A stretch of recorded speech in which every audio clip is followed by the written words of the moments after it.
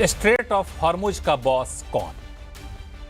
और एक और सवाल कि स्ट्रेट ऑफ हॉर्मुज का बॉस क्यों?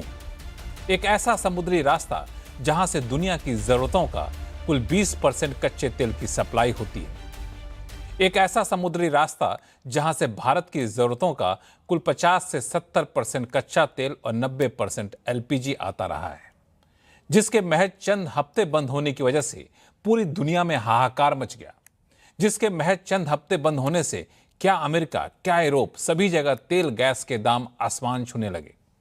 आज उसी स्ट्रेट ऑफ हॉर्मुज का बॉस बनने की होड़ मची है। अमेरिका कहता है कि वो इस स्ट्रेट ऑफ हॉर्मुज का रखवाला है, जो यहां से गुजरेगा उसे 20% टैक्स देना होगा। ईरान कहता है कि हॉर्मुज पर सिर्फ और सिर्फ ईरान का अधिकार है, अमेरिका को इस हॉर्मुज में दखल नहीं देने देंगे। हालांकि स्ट्रेट ऑफ हॉर्मुज से गुजरने वालों पर टैक्स लगाने की बात ईरान भी कर रहा है, लेकिन 20% ना सही, उससे थोड़ा कम ही सही। लेकिन सवाल दो अहम है। पहला कि ये एक अंतर्राष्ट्रीय समुद्री रास्ता है, यहां से गुजरने वाले जहाजों से टैक्स लेना कितना सही है। दूसरा, जो इससे बड़ा सवाल है, 28 फरवरी से पहले यानी ईरान युद्ध से पहले यहां टैक्स जैसी कोई व्यवस्था तो थी नहीं। फिर अमेरिका, इजरायल और ईरान आपस में जंग छेड़े और रास्ता बंद हुआ। अब उसे रास्ते को खुलवाने के बदले ये वसूली कितना जायज है? आज इन्हीं सारे सवालों का जवाब ढूंढने की हम कोशिश करेंगे। नमस्कार, मैं हूं लक्ष्मण रॉय और हमारे साथ इस कोशिश में शामिल हो रहे हैं विशेष मेहमान, पूर्व डिप्लोमेट एम्बेसडर प्रभुदयाल साहब, ओएनजीसी के पूर्व सीएमडी सुभाष कुमार जी जुड़े हैं कुछ ही देर में, विदेश नीति विशेषज्ञ रविंद्र सचदेव साहब जुड़े हैं कुछ ही देर में, यूएसए से जियो पॉलिटिकल एक्सपर्ट धीरज कौल साहब और लंदन से वरिष्ठ पत्रकार नरेश कौशिक साहब। आज मैं सोचता हूं नरेश कौशिक जी, आपसे इस शो की शुरुआत करूं, क्योंकि आप ना तो इंडिया में हैं, आप ना तो अमेरिका में हैं। एक ऐसी जगह बैठे हैं जहां से आपको, मुझे लगता है, ज्यादा संतुलित नजरिया सामने आ रहा होगा। स्ट्रेट ऑफ हॉर्मुज का बॉस कौन और क्यों? नमस्कार लक्ष्मण जी, और धन्यवाद मुझे कार्यक्रम में फिर से शामिल करने के लिए। दरअसल स्ट्रेट ऑफ हॉर्म्यूज दरअसल तो ये खुला होना चाहिए, और ये खुला था इस लड़ाई से पहले। अब ये लड़ाई के बाद में ये बंद हुआ है, और हो ये गया है कि इस समय एक चलन वॉल स्ट्रीट के ट्रेडिंग फ्लोर पर चल रहा है, जिसमें वो कह रहे हैं कि एक्रोनिम है नाचो, जिसका मतलब ये है कि स्ट्रेट जो है, not any time strait of Hormuz is going to open. इसका मतलब ये है कि लोगों ने ये मान लिया है, खासकर जो तेल बेचने वाले या तेल खरीदने वाले जो ट्रेडर हैं, वो ये कह रहे हैं कि कोई जल्दी से ये स्ट्रेट ऑफ हॉर्मुज खुलने वाला नहीं है। और कल जो ट्रंप ने जो घोषणा की कि हम अब ये फिर से नाकाबंदी कर रहे हैं, और ये नाकाबंदी आज भारत के समय 2:30 रात से शुरू हो जाएगी, और इसमें उन्होंने कहा कि 20% हम अब टोल टैक्स करेंगे। यानी वो टोल जो कि ट्रंप प्रशासन कुछ समय पहले तक एकदम अवैध करार दे रहा था, इलीगल कह रहा था, अब वो खुद वो टैक्स लगा रहे हैं। अब ईरान तो 2% लगा रहा था, अब ये तो उससे 10 गुना ज्यादा लगा रहे हैं। तो ईरान कह रहा है कि अगर आपको, तो हमसे या आप हमें टोल दीजिए, हम सस्ते में देंगे। यानी दोनों में ये होड़ मची है। ये आपका कहना सही है कि ये इसमें कौन इसका चौकीदार है, अब ये फैसला हो रहा है। सच बात यह है कि ईरान के अंदर एक पूरी तरह से ऐसा माहौल इस समय है जो स्ट्रेट ऑफ हॉर्म्यूज पर अपना कब्जा छोड़ना नहीं चाहता। इसमें नरमपंथी और उग्रवादी दोनों ही लोग हैं। उग्रवादी लोगों की तादाद ज्यादा है, उनका प्रतिशत ज्यादा है, और वो अपनी बात, जो राजनीतिक लोग हैं जो मानते हैं कि हमें इस पर बातचीत के जरिए समझौता कर लेना चाहिए, वो उनको मनाने में कामयाब हो रहे हैं या उनकी बात को अनसुना कर रहे हैं।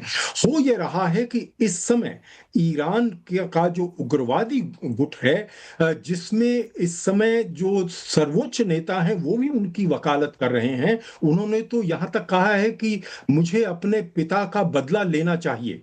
यानी ट्रंप जो पिछले हफ्ते कह रहे थे कि मुझ पर ईरान के मैं निशाने पर नंबर 1 हूं, ये बात अब सही होती कम से कम ईरान की तरफ से दिख रही है कि ईरान को एक में अंदर से ये शोर है कि जिन लोगों ने ईरान में हत्या की है हमारे नेताओं की, उनका बदला लेना चाहिए। लेकिन जो सबसे बड़ी बात यह है कि वो स्ट्रेट ऑफ हॉर्मज़ पर अपना अधिकार छोड़ना नहीं चाहते, और उनको ये लगता है कि अमेरिका ओमान के साथ मिलकर ये दूसरा जो रास्ता खोल रहा है दक्षिणी हार्म्यूज, स्ट्रेट ऑफ हॉर्म्यूज की तरफ से, उससे उनका लीवरेज खत्म हो जाएगा। उससे ये तक हो गया है कि ओमान से वो झगड़ा लेने को तैयार है। यानी ओमान से ईरान ने पिछले हफ्ते बात की थी, उसमें ओमान ने ये कहा था कि आप हम स्ट्रेट ऑफ हॉर्म्यूज से हमारी तरफ से जो रास्ता है उससे हम जाने देंगे, अगर आपको चार्ज करना चार्ज कीजिए। ईरान ने उसको इनकार कर दिया कि नहीं, हमें यह मंजूर नहीं है।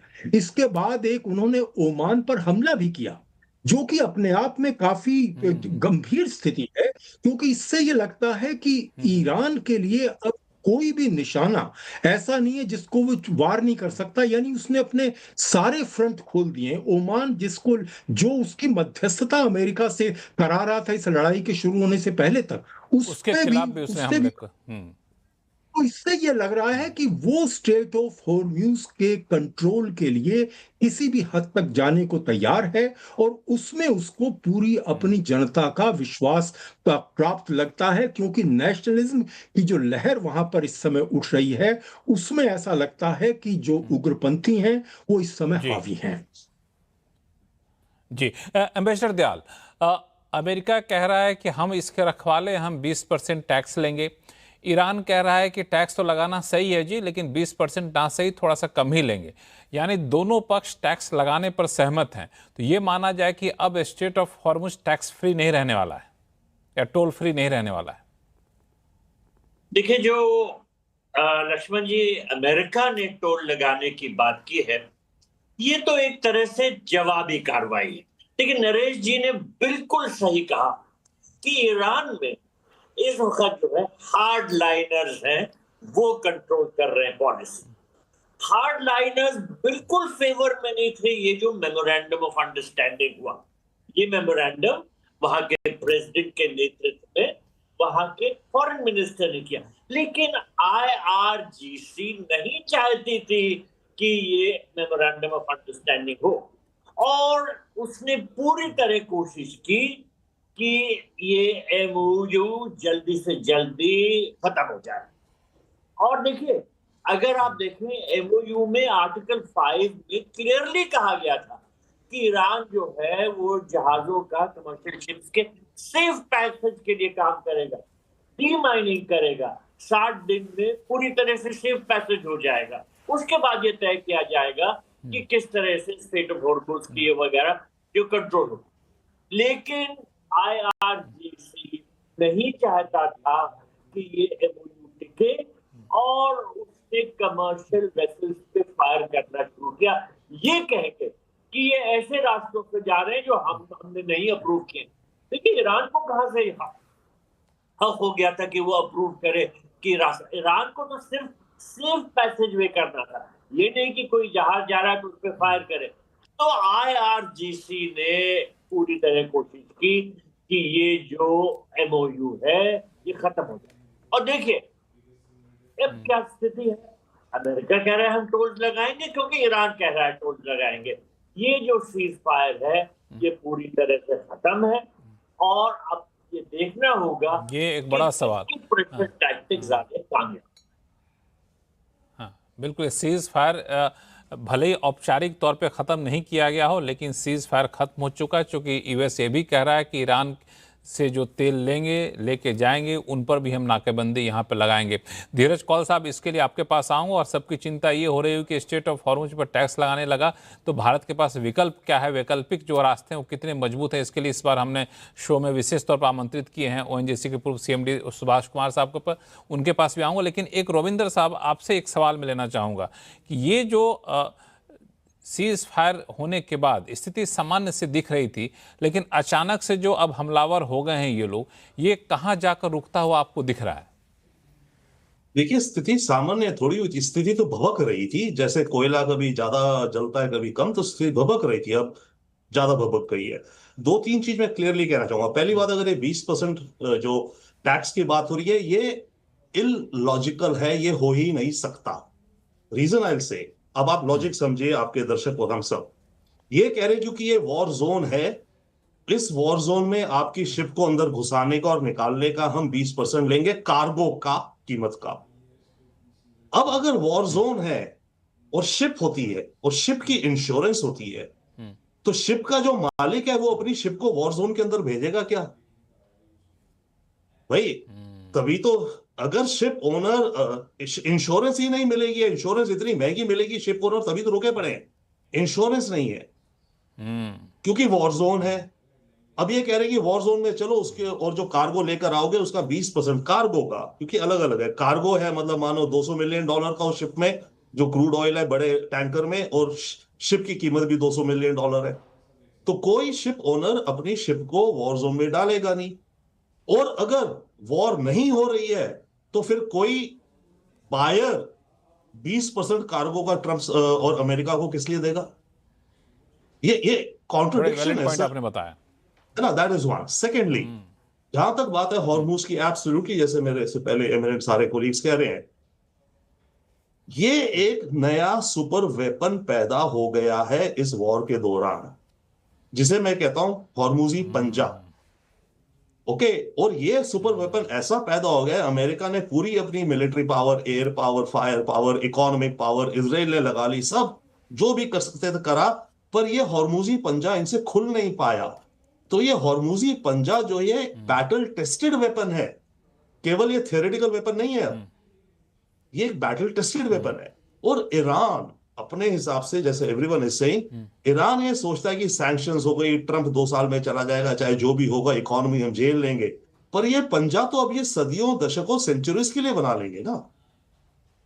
तो ईरान के हिसाब से बहुत लॉजिकल है जो ईरान कर रहा है।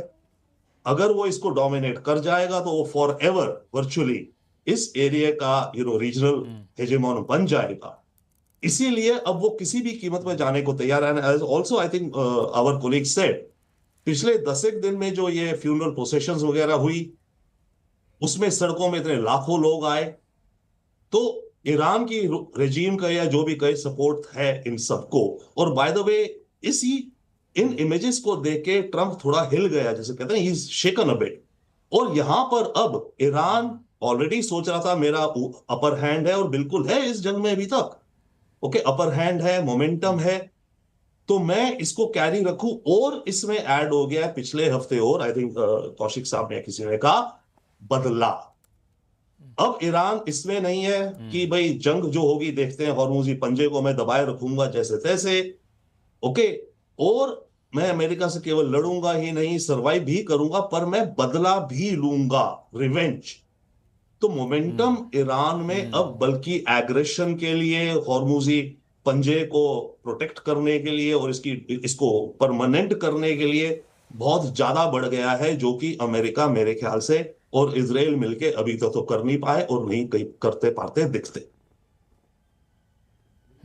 इसका सवाल, इस सवाल का जो जवाब है ये हमारे पास धीरज कौल साहब है वो देंगे, क्योंकि वो काफ़ी करीब से ट्रंप की पॉलिसी को फॉलो करते रहे हैं, कुछ हद तक वहाँ पे ट्रंप की पार्टी से भी एसोसिएटेड रहे एक समय में। आपके पास आऊँगा धीरज कौल साहब, लेकिन एक सवाल जो हमारे मन में उठ रहा है कि स्ट्रेट ऑफ हॉर्मुज में यही अगर उथल पुथल बना रहा, भारत अस्थायी तौर पर तो वैकल्पिक रास्ते तलाश रहे हैं, लेकिन अस्थायी तौर पर क्या स्ट्रेट ऑफ हॉर्मुज का विकल्प तलाशना संभव है क्या? सुभाष कुमार जी। जैसा कि आई थिंक डिस्कशन में आ ही रहा है कि डिस्टरबेंस इस मैग्नीट्यूड की है कि इजीली कोई ऑप्शन संभव नहीं है। और यदि आप देखें कि इंडिया तो ओवरली डिपेंडेंट है ही स्टेट ऑफ हॉर्मुज में, बट रियलिटी इज एनर्जी की मार्केट टोटली इंटीग्रेटेड मार्केट है। तो यदि कहीं कुछ होता है तो उस केस में सदा ही उसका इफेक्ट हर जगह होता है। मान लीजिए कि स्टेट ऑफ हार्मुज को छोड़ के किसी और जगह डिस्टरबेंस हुई होती तो जहां तक तेल के बढ़ने की इम्पैक्ट है वो सब पे आता, जहां तक सप्लाई कांस्टेंट है वो सब पे आता। बट इस केस में इंडिया पे ज्यादा आ रहा है क्योंकि इंडिया स्टेट ऑफ हार्मुज को ज्यादा एक्सपोज्ड है। तो इसलिए हालांकि इंडिया ने इस सिचुएशन को बड़ी बखूबी हैंडल किया है, अपने सप्लाई सोर्सेज को डाइवर्सिफाई किया है on the go, which is actually unprecedented. In fact यदि आप देखें एलपीजी के केस में कुछ डोमेस्टिकली इतने अच्छे स्टेप लिए गए हैं कि आपने जो डिमांड है उसको मैनेज किया है और साथ में ही जो सोर्सेज है उनको डाइवर्सिफाई किया है। तो आई थिंक एक है जो दीर्घकालिक सिचुएशन है उसमें शायद ये इजीली पॉसिबल नहीं है, पर स्पेसिफिक कंट्री स्पेसिफिक सिचुएशन ये संभव है, इंडिया कर रहा है।